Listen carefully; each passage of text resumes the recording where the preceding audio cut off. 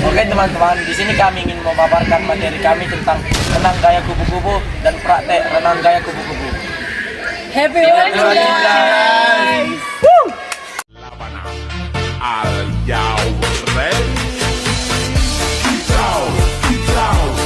Mania.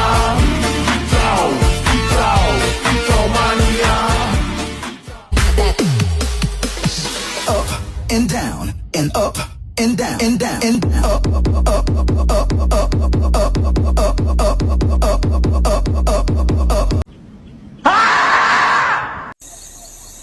Oke, daon nih.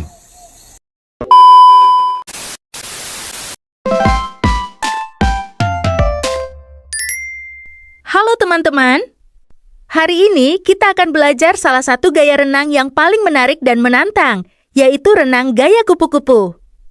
Tapi sebelum itu, tahukah kalian? Renang sudah ada sejak zaman dahulu, bahkan sejak manusia pertama kali belajar bertahan hidup di air.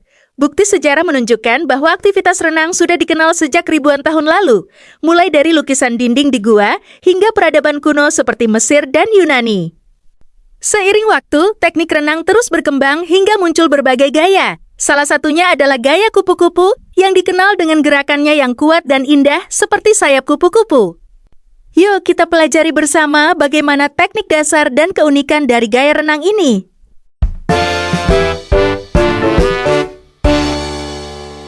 Di awal video ini, tujuan kita adalah memahami dasar-dasar renang gaya kupu-kupu secara runtuh. Kita akan membahas pengertiannya, teknik kaki, teknik tangan, posisi tubuh, sampai koordinasi keseluruhan. Dengan penjelasan yang lengkap, diharapkan penonton bisa lebih mudah mempraktikkan gaya ini di kolam. Renang gaya kupu-kupu adalah gaya renang yang gerakannya cukup kuat dan dinamis. Ciri utamanya adalah kedua tangan bergerak secara bersamaan dan kaki membuat gerakan seperti ombak, atau disebut dolphin kick. Gaya ini membutuhkan irama tubuh, kelenturan, kekuatan otot, dan teknik pernapasan yang baik agar bisa dilakukan dengan efisien. Renang gaya kupu-kupu punya banyak manfaat bagi tubuh. Gaya ini melatih hampir semua otot mulai dari bubu, lengan, punggung, pinggul, perut, hingga kaki. Karena pergerakannya yang intens dan bebas. Gaya kupu-kupu juga membantu meningkatkan stamina, koordinasi, serta kemampuan pernapasan. Untuk posisi tubuh harus sejajar, streamline, atau sejajar dengan permukaan air. Punggung dijaga tetap stabil, tidak terlalu naik turun, perut dan pinggul tetap aktif menahan posisi tubuh supaya tidak tenggelam. Saat tubuh telah sejajar, gerakan akan lebih ringan dan dorongan ke depan jadi lebih besar. Di sini saya akan menjelaskan gerakan kaki pada gaya kupu-kupu, yang dimana dikenal sebagai dolphin kick. Ciri utamanya yang pertama yaitu kedua kaki bergerak bersamaan, seperti ekor lumba-lumba. Sumber gerakannya bukan dari lutut, melainkan dari pinggul kita. Cara untuk melakukan dolphin kick atau gerakan kaki, yang pertama itu pinggul membuat gerakan mengulang seperti ombak. Yang kedua, lutut boleh menekuk sedikit, tetapi jangan berlebihan, supaya tidak menghambat gerakan kita. Yang ketiga, kaki menutup rapat dan lurus saat memandang ke atas. Yang keempat, dorongan terkuat muncul saat kaki kita menendang ke bawah. Dan yang terakhir, gerakan harus mengalir tanpa berhenti. Karena irama kaki membantu menjaga tubuh kita supaya tetap maju. Hai semua, sekarang saya akan menjelaskan tentang teknik tangan gerakan kupu-kupu yang benar. Gerakan tangan dalam gaya kupu-kupu terdiri dari beberapa fase. Pertama, tangan masuk ke air selebar bahu. Pastikan masuk dengan jari dulu supaya gerakan lebih halus. Yang kedua, lakukan tarikan membentuk huruf Y. Tarikan yang bertujuan menangkap air sebanyak mungkin. Yang ketiga, dorong air ke belakang sampai tangan berada di dekat pinggul. Ini adalah fase yang menghasilkan dorongan terbesar. Setelah itu, ke fase recovery, yaitu saat kedua tangan diangkat keluar dari air secara bersamaan. Gerakan recovery harus rileks, melingkar, dan tidak kaku supaya tidak cepat lelah. Terima kasih.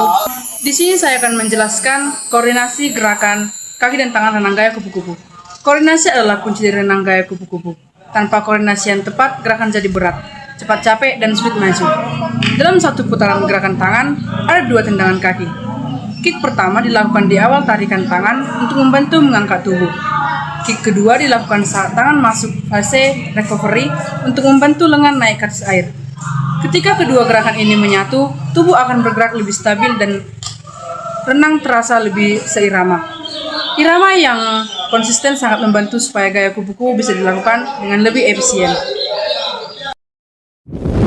Posisi kepala dalam renang gaya kupu-kupu, yaitu posisi kepala harus selaras dengan garis tubuh. Kepala tidak boleh terlalu mendongak karena bisa membuat pinggul turun dan menambah hambatan air. Cukup posisikan kepala sedikit menunduk, arah mata umumnya mengarah ke bawah untuk menjaga keseimbangan tubuh. Saat perlu mengambil napas, kepala diangkat sedikit ke depan, bukan ke atas. Setelah menarik napas, segera kembalikan kepala ke posisi awal. Perubahan posisi ini harus mengikuti irama tangan agar tidak mengganggu gerakan lainnya. Baik teman-teman, pada kesempatan kali ini saya akan menjelaskan tips agar mudah melakukan renang gaya kupu-kupu. Supaya lebih mudah mempelajari gerak gaya kupu-kupu ada beberapa tips. Yang pertama, latihan dolphin kick dulu, bisa sambil pegangan di pinggir kolam atau menggunakan papan. Yang kedua, perkuat otot perut dan pinggul agar tubuh seimbang. Yang ketiga, jangan memaksakan tenaga, fokus pada ritme gerakan. Yang keempat, latihan pernapasan dengan mengambil napas singkat saat tangan selesai menarik. Yang kelima, pecah latihan menjadi bagian kecil. Kaki dulu, tangan dulu, baru koordinasi. Yang keenam, lakukan latihan rutin supaya tubuh terbiasa dengan gerakannya. Semakin sering latihan, tubuh akan optimis mengikuti alur gerak yang benar. Sekian video tentang pelajaran saya. Terima kasih. Di sini saya Rindes Kerminggulan akan menjelaskan beberapa kesalahan umum dalam gaya kupu-kupu antara lain. Yang pertama, gerakan kaki terlalu kaku atau hanya dari lutut. Yang kedua, tarikan tangan tidak simetris atau terlalu lebar. Yang ketiga, mengangkat kepala terlalu tinggi saat bernapas. Yang keempat, koordinasi kaki dan tangan tidak tepat sehingga gerakan jadi berat. Kesimpulannya, renang gaya kupu-kupu memang terlihat sulit, tapi bisa dipelajari kalau memahami teknik dasarnya. Kuncinya adalah posisi tubuh yang benar, ritme yang teratur, gerakan tangan dan kaki yang seirama, serta latihan yang konsisten dengan teknik yang tepat. Gaya kupu-kupu akan terasa lebih ringan, stabil, dan efisien. Sekian dari saya, terima kasih. Halo teman-teman, sekarang kita akan membahas aturan dalam lomba renang gaya kupu-kupu. Dalam perlombaan ini, ada beberapa aturan penting yang harus diperhatikan. Pertama, kedua lengan harus bergerak secara bersamaan ke depan dan ke belakang di atas permukaan air. Kedua, gerakan kaki harus dilakukan secara bersamaan dengan teknik tendangan seperti ekor lumba-lumba. Ketiga, saat start dan pembalikan, perenang diperbolehkan menyelam, tetapi kepala harus sudah muncul ke permukaan sebelum jarak tertentu. Keempat, saat menyentuh dinding kolam di garis finish, atau saat berbalik, kedua tangan harus menyentuh dinding secara bersamaan. Teman-teman, itulah pembahasan kita tentang renang gaya kupu-kupu. Dari materi tadi, kita bisa menyimpulkan bahwa gaya kupu-kupu adalah salah satu gaya renang yang membutuhkan kekuatan, koordinasi, dan teknik yang baik.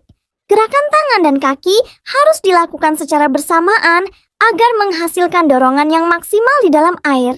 Selain itu, penting juga untuk memahami aturan dalam perlombaan agar kita bisa berenang dengan benar dan sportif. Semoga materi ini bisa membantu kalian lebih memahami renang gaya kupu-kupu dan semakin semangat untuk berlatih.